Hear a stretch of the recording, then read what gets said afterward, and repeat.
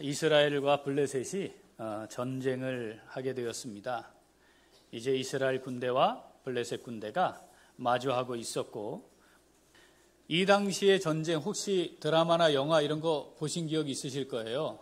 양편에서 한 명씩 나와가지고 1대1로 싸움을 하죠. 그 1대1에서 이기는 쪽이 승리를 하기도 하고, 일단 이긴 쪽이 사기가 오르죠. 진 쪽은 사기가 죽고, 또는 그것을 통해 아예 전쟁도 하지 않고 그냥 이긴 쪽이 이기는 걸로 이러는 경우들도 있습니다.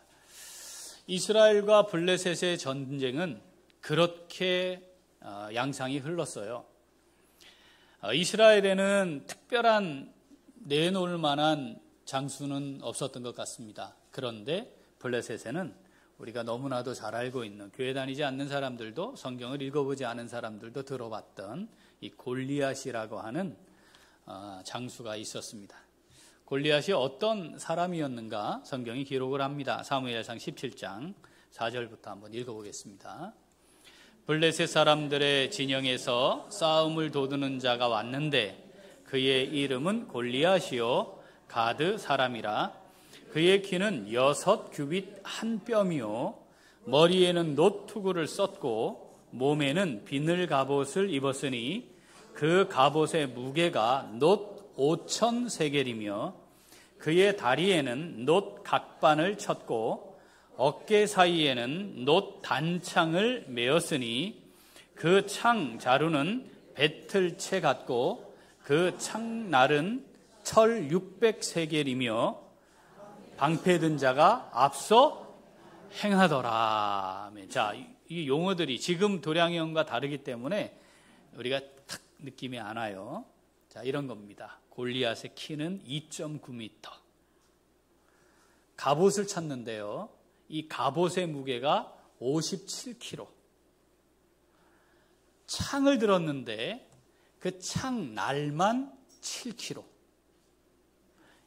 자, 이런 걸 왜 여기다 이렇게 하나님이 성경을 기록할 때 이런 걸 왜 써놨을까요? 왜? 이 사람이 얼마나 어마무시한 사람인지 보여주고자 하시는 거죠. 사람 키가 2m 90cm면 어느 정도나 될까요? 실제로 골리앗이라는 별명을 가진 운동선수가 있었습니다. 기억하시나요? 최홍만 선수인데 어느 정도가 되는지 한번 보시죠. 자, 옆에 사람이, 저 사람이 평균 남자 신장이거든요. 어깨에도 닿질 않아요. 자, 이 최홍만 선수의 키가 2m 16cm입니다. 그러니까 이거보다 훨씬 큰 거잖아요. 자, 현재 세계에서 제일 큰 사람이 있어요. 2m 46.2cm. 옆에 저 사람들도 운동선수들입니다. 그런데 지금 이게 애 같잖아요. 있는데 가슴 겨우 닿는 것 같아요. 그런데 지금 이 사람보다 골리앗이 몇 cm가 더 큰 거예요? 50cm가 더 큰 거예요. 그러니까 가슴부터 머리까지만큼이 이 사람 머리 위에 더 있는 거죠. 자, 골리앗이 이 정도의 외모를 가진 사람입니다. 무장한 것이 보통 사람이 할 수 있는 것과 차원이 다른 거죠. 자, 이 사람이 나와서 40일 동안을, 야, 나와. 한 놈만 나와. 나랑 붙어봐. 니네 싸움이 되겠냐? 하고 이스라엘 군대를 겁을 준 겁니다. 자, 이 이스라엘 군대 안에는 이세라는 사람의 세 아들이 군인으로 참여하고 있었습니다. 이세에게는 8명의 아들이 있었죠. 그 중에 3명이 참가를 했어요. 엘리압, 아비나답, 삼마, 이렇게 세 아들이. 자, 전쟁에 참여를 하고 있는데 이 전쟁에 보내놓은 아버지의 마음 궁금하잖아요. 그래서 세 아들이 잘 있는지, 전쟁은 어떻게 되는지, 살아 돌아올 수 있겠는지 궁금해서 아들 하나를 전쟁터로 보내려고 합니다. 자, 아들이 8 중에 3이니까 몇 명 남았어요? 5명 남았잖아요. 누구를 보내야 할까요? 내가 이세라면 누굴 보내겠습니까? 첫 번째 선택 기준. 잘 갔다 올 수 있는 애. 그럴 수 있겠죠?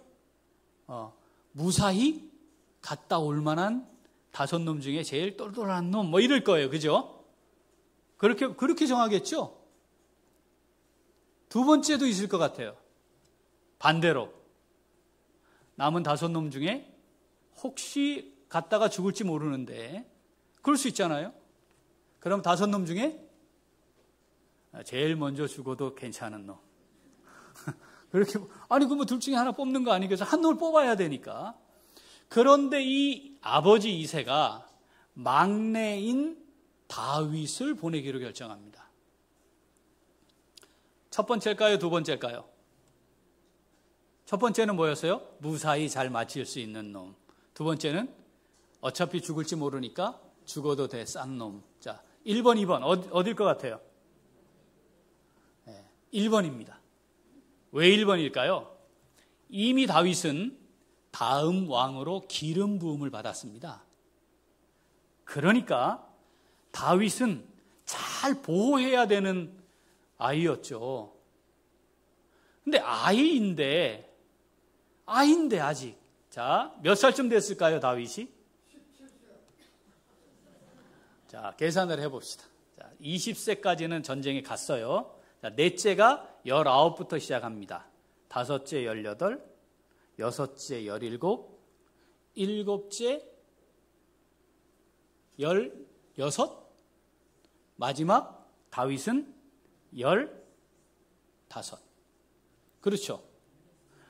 이새가 능력이 있어서 연년생으로 낳았다 칠 때입니다. 거기에 누나가 둘이 있었습니다. 다윗이 막내니까. 딸이 둘이 있으니까, 누나가 둘이 있으니까 13. 이새가 연년생으로 쉬지 않고 1년에 한 명 낳았다고 가정했을 때 다윗의 최대 나이는 13입니다.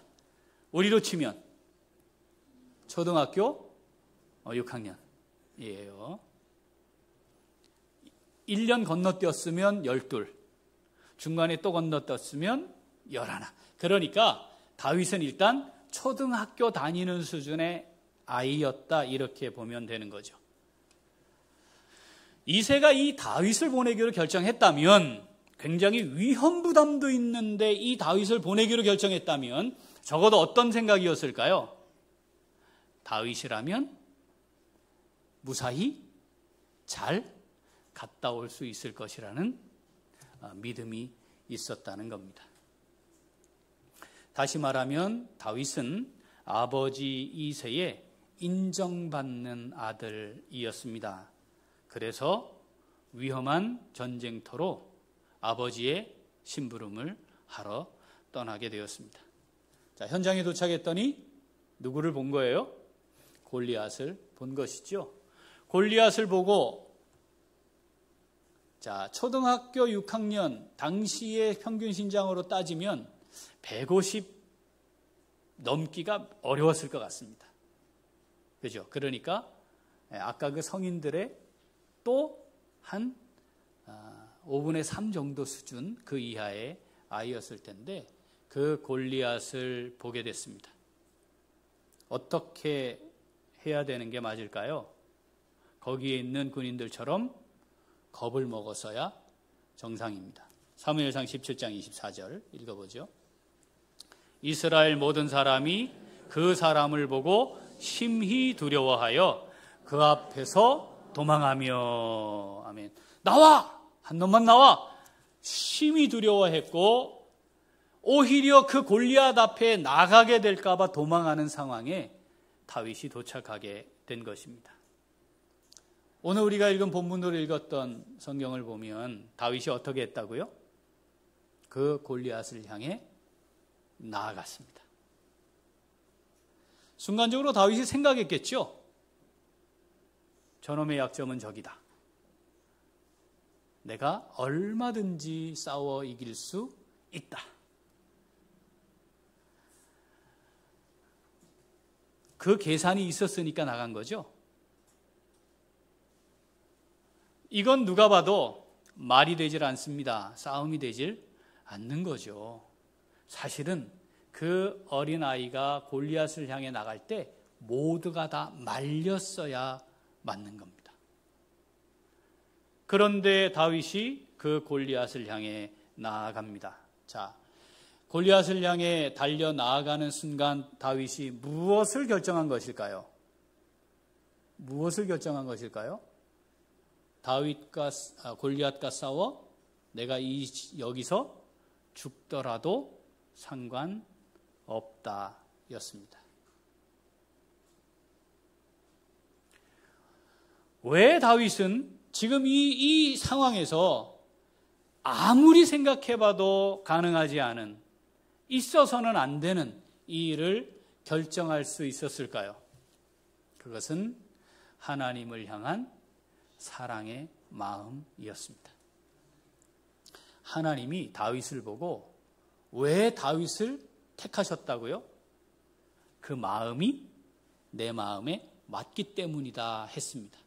그러니까 다윗이 능력이 있고 지식이 있고 지혜가 있고 일을 잘하고 다른 사람들보다 탁월하고 뛰어나고 지위도 갖고 있고 그래서가 아니었습니다. 하나님이 보신 것은 소년, 목동으로서 양들과 함께 밖에 들에 나가서 지내는 정도만 하면 되는 수준의 아이였던, 아무것도 갖춘 것이 없는 아이였던 다윗을 보면서 그 마음의 중심을 보았다고 말씀하시거든요. 지금 골리앗을 향해 뛰쳐나가는 다윗, 하나님 마음에 맞은 사람인데, 그러면 하나님이 골리앗과 싸워 이길 능력을 가졌던 다윗을 하나님이 보셨다는 겁니까? 그게 아니지요. 골리앗을 향해 달려나가고 있는 그 다윗의 마음의 중심을 보셨다는 거죠. 그 마음의 중심은 하나님을 사랑하는 거였습니다. 골리앗이 지니고 있는, 무장하고 있는 그 모습을 보고 싸워 이길 수 있다고 판단한 것이 아니었습니다.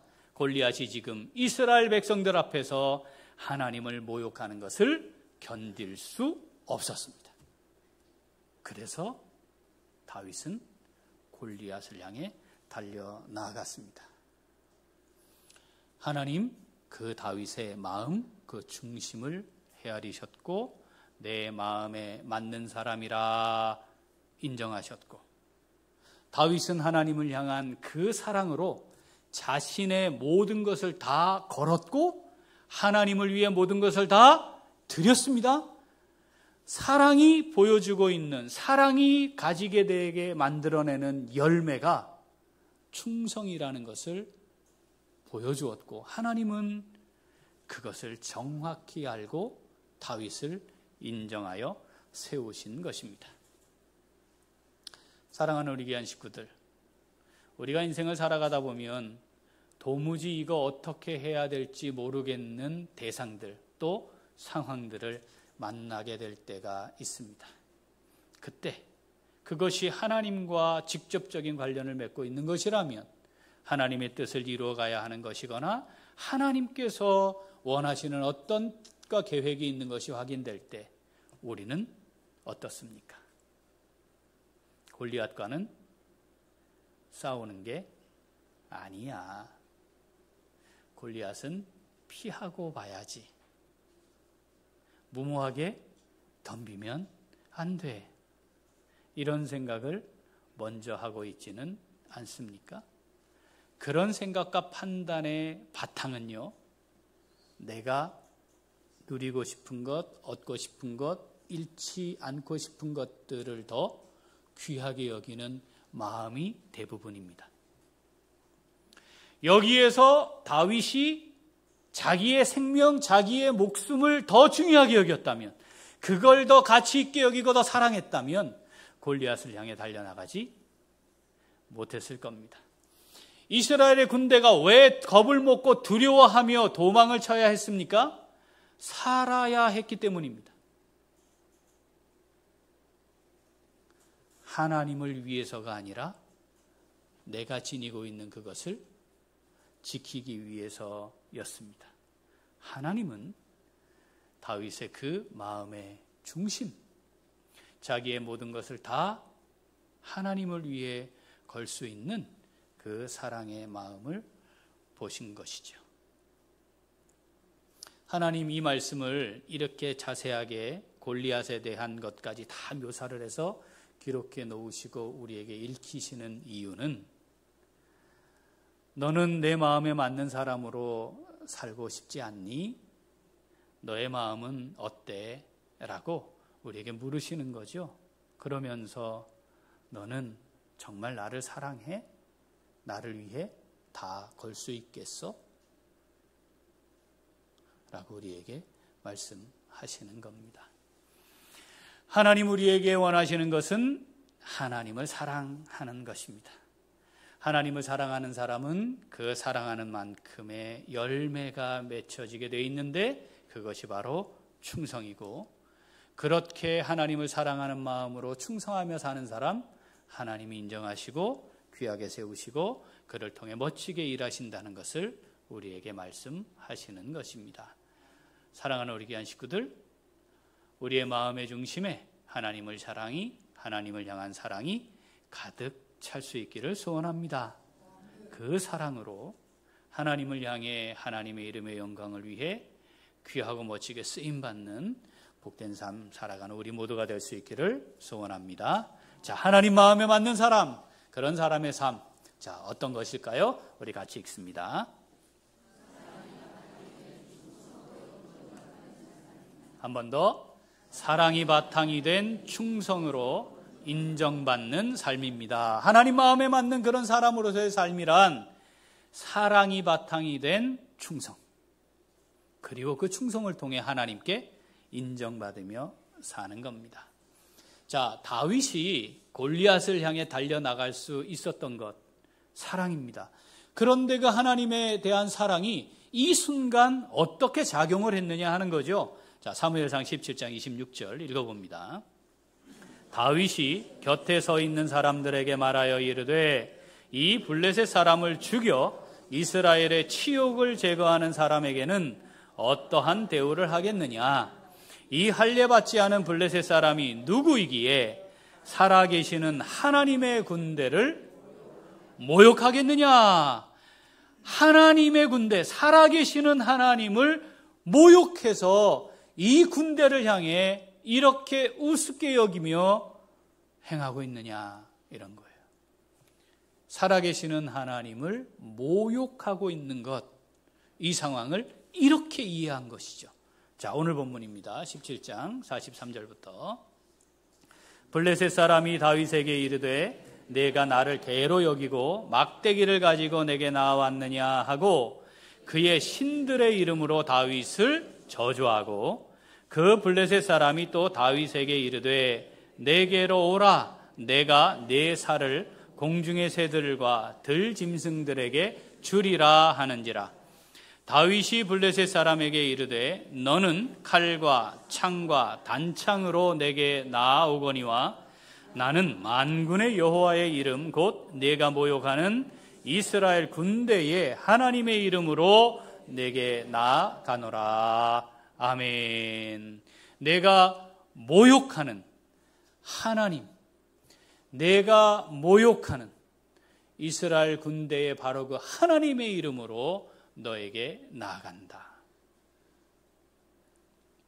다윗이 현장에 도착했을 때 위압적인, 절대 싸움할 수 없는, 대적할 수 없는 골리앗의 모습이 보이는 건 그 모습이었는데, 다윗이 하나님을 정말 사랑하는 다윗이 바라본 상황은 감히 하나님, 내가 사랑하는 하나님, 살아계시는 하나님을 모욕하는 것을 본 것이었다 하는 겁니다.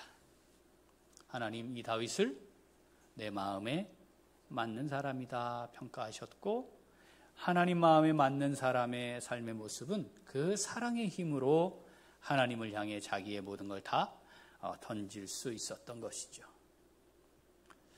사랑은 특별한 능력을 발휘합니다. 가끔 우리는 자녀를 향한 어머니의 사랑이 어머니를 원더우먼으로 만드는 거 우리 가끔 경험하죠. 나이가 많이 드신 분인데 아들을 업고 병원까지 뛰었다든지 그게 가능해? 이런 거 있잖아요. 제가 군목으로 있을 때 강원도 화천군 사내면 사창리 77년대 저희 부대가 있던 데입니다. 그 사내면에 가면 사내교회라고 있는데 그 교회에 당시에 73세 되신 은퇴 권사님이 계셨어요. 이 아들이 그곳에 살면서 어머니를 모시고 살면서 일을 했는데 하루는 경운기를 끌고 나와서 가다가 옆에 콘크리트로 돼 있는 길을 가다가 옆에 배수로로 이 경운기와 함께 빠진 거예요. 높이가 한 70에서 80cm 정도 됩니다. 거기로 떨어져 쑤서 박혔어요. 엄마가 권사님이 멀리서 그걸 보고 거기로 막 뛰어온 겁니다.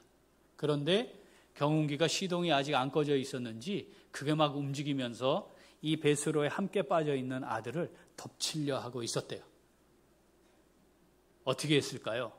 73세 된 할머니 권사님이 그 배수로에 뛰어들었고 80kg가 되는 아들을 그 위로 끌어올렸습니다. 밀어 올렸는지 끌어올렸는지 알 수는 없어요.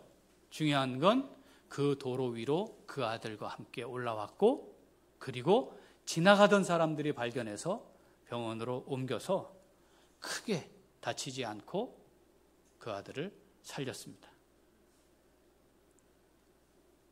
73세의 노인은 절대로 할 수 없는 일입니다. 그런데 아들을 사랑하는 어머니는 할 수 있는 거죠. 어떻게 그게 가능하냐? 잘 설명되지 않아요. 여자는 약하다. 그러나 어머니는 강하다. 이런 말 있죠. 어머니가 강하다는 그 말은 뭐예요? 사랑하는 자식을 위해 모든 걸 다 헌신하고 희생할 수 있는 그 사랑의 힘이 얼마나 강력한가 하는 것을 표현하는 것이죠. 지금 골리앗을 향해 나아갔던 달려들었던 다윗은 하나님을 향한 그 사랑이 그 일을 하게 한 것이죠. 하나님을 향한 그 사랑이 하나님을 향해 자기의 모든 것을 걸고 하나님을 위해 헌신하게 하는 충성의 삶을 살게 한 것이었습니다. 하나님 그 마음을 아시고 내 마음에 맞는 사람이야. 내가 다윗을 통해 내 뜻을 다 이룰 것이야 라고 말씀하셨습니다. 그래서 다윗은 메시아의 조상이라고 하는 멋진 하나님의 이름을 갖게 되었고 그 뒤에 그의 인생의 여정에 많은 굴곡이 있었고 허물과 실수와 죄가 있었지만 그러나 하나님은 끝까지 다윗을 놓지 않으시고 다시 하나님께로 다시금 돌이키는 죄의 자리에서라도 돌이키는 다윗을 멋지게 사용하신 것입니다. 하나님은 우리의 마음의 중심을 보시고 인정하십니다. 그 인정하는 것은 하나님이 우리의 마음을 향해 그 마음을 따라 살아가는 우리의 삶을 향해 보응하시는 겁니다. 하나님 갚으시는 분이에요. 하나님 갚으시는 분이에요. 하나님은요 반드시 갚으세요. 우리가 하나님 앞에 범죄할 때 그때마다 죄 지은 대로 벌로 갚으시면 우리가 지금 여기 아무도 있을 수 없겠죠. 그건 좀 참으세요. 기회를 주세요. 돌아올 때까지 기회를 주세요. 그런데 기회를 줘서 잘 말 안 들으면 그 다음은 어떻게 하시죠? 두드려 패서 오게 하십니다. 우리가 사랑의 하나님 잘 알잖아요. 그죠? 그런데 하나님이 반드시 갚으신다 이렇게 말씀하실 때는 우리가 믿음으로 사랑으로 하나님을 위해 충성한 것에 대해서는 반드시 갚겠다 이런 말씀이신 거죠. 그 성경에 나타난 표현이 뭐예요? 행한 대로 갚는다. 행한 대로 갚는다.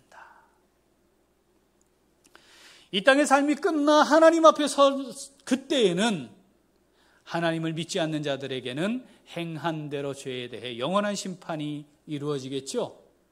그런데 믿음으로 살아가는 우리를 향하여서는 믿음으로 살아 사랑으로 하나님께 충성한 대로 하나님이 갚으십니다. 뭐까지 기억하시겠다고요? 나는 기억에서 잊어버린 아주 작은 자에게 물 한 그릇 떠준 것도 하나님 기억하고 갚으시겠다 말씀하시죠. 베드로전서 1장 17절 같이 읽어봅니다. 외모로 보시지 않고 각 사람의 행위대로 심판하시는 이를 너희가 아버지라 부른즉 너희가 나그네로 있을 때를 두려움으로 지내라. 아멘. 우리가 아버지 이렇게 부르잖아요. 나를 너무나 사랑하시는 하나님 아버지께서 우리 행위대로 갚으세요. 하나님을 믿지 않는 자들에게는 이 행한 대로 갚으신다라고 하는 표현이 심판하는 것으로 표현되는 것이죠. 하나님은 이렇게 말씀하시면서 우리에게 한 가지를 원하십니다. 한 가지를 요구하시는 거예요. 그게 뭐냐면 나를 사랑하면 된다. 하나님을 사랑하면 됩니다. 성경에 있는 모든 하나님의 말씀을 하나의 요소로 줄여라. 그럼 뭐죠? 하나님을 사랑하라. 하나님을 사랑하라. 하나님이 우리들에게 네 이웃을 네 몸처럼 사랑해 말씀하셨기에 우리는 우리의 이웃을 사랑하며 사는 겁니다. 그런데 그 출발점은 뭐예요? 하나님을 사랑하는 겁니다. 신명기 6장 4절 5절 같이 읽습니다.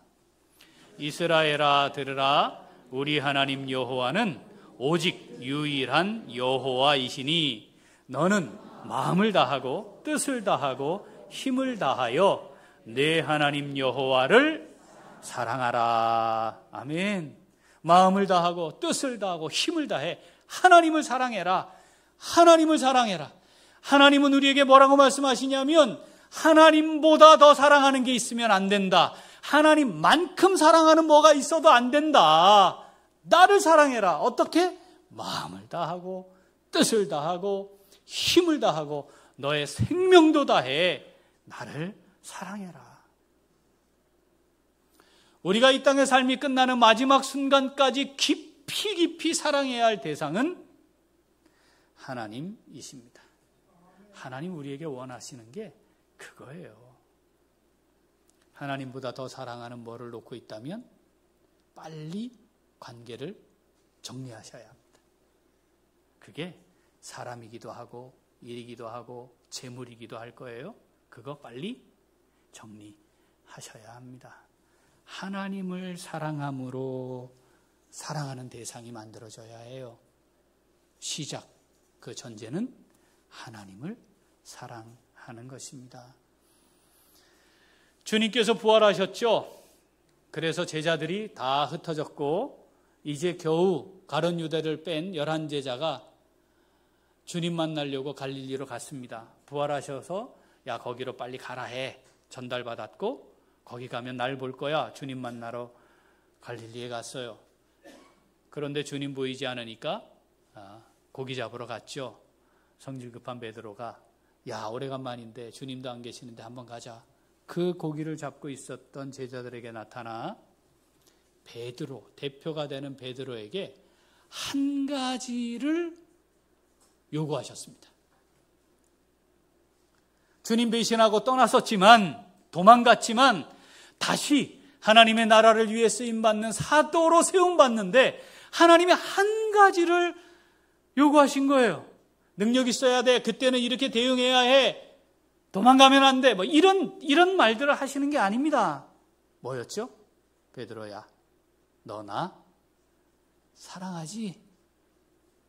너 나 이것들보다 이 사람들보다 나 더 사랑하는 거 맞지? 너 정말 나를 사랑하지? 그거 물으신 거예요. 그거 한 가지면 되는 거죠. 하나님 사랑하면 되는 거죠. 하나님을 사랑해야 합니다. 하나님이 유일한 사랑의 대상이어야 합니다. 그래서 그 하나님을 사랑하는 그 사랑함으로 내게 맡겨진 일에 충성하고, 그 하나님을 사랑하는 그 사랑으로 내 이웃을 내 몸처럼 사랑하고, 하나님을 사랑하는 그 사랑으로 하나님이 내게 맡기신 청지기로서 관리해야 될 것들을 충성되이 잘 관리하여야 하나님 마음에 맞는 하나님의 사람으로서의 복된 삶을 누릴 수 있습니다. 사랑하는 우리 귀한 식구들, 우리에게 얼마나 시간이 주어져 있을까요? 지금 젊으십니까? 이 젊음이 언제까지는 보장될까요? 연세가 많으십니까? 하나님께서 나를 언제 데려가실 날을 정하시고 인도해 가실까요? 하나님을 사랑하는 그 마음이 남습니다. 하나님 앞에 섰을 때 정말 가치 있는 것은 하나님을 향한 사랑하는 마음입니다. 하나님을 사랑하는 마음으로 하나님 마음에 맞는 사람들로 다 살아갈 수 있는 우리 모두가 될 수 있기를 소원합니다. 그 하나님을 향한 사랑으로 하나님의 이름이 모욕되는 것 참을 수 없어 달려나갔던 다윗처럼 하나님의 이름을 위해 하나님 뜻 충성되이 잘 감당하는 하나님 마음에 맞는 사람들로 살아갈 수 있기를 소원합니다. 그래서 하나님께서 얘 내 아들이야, 얘 내 마음에 맞는 사람이었어, 얘가 바로 내 종이었어, 그래서 내가 얘를 통해 이렇게 멋지게 내 일을 이룬 거야, 그렇게 하나님 앞에 인정받는 복된 삶 다 함께 누리는 우리 모두가 될 수 있기를 소원합니다. 아멘. 기도하겠습니다.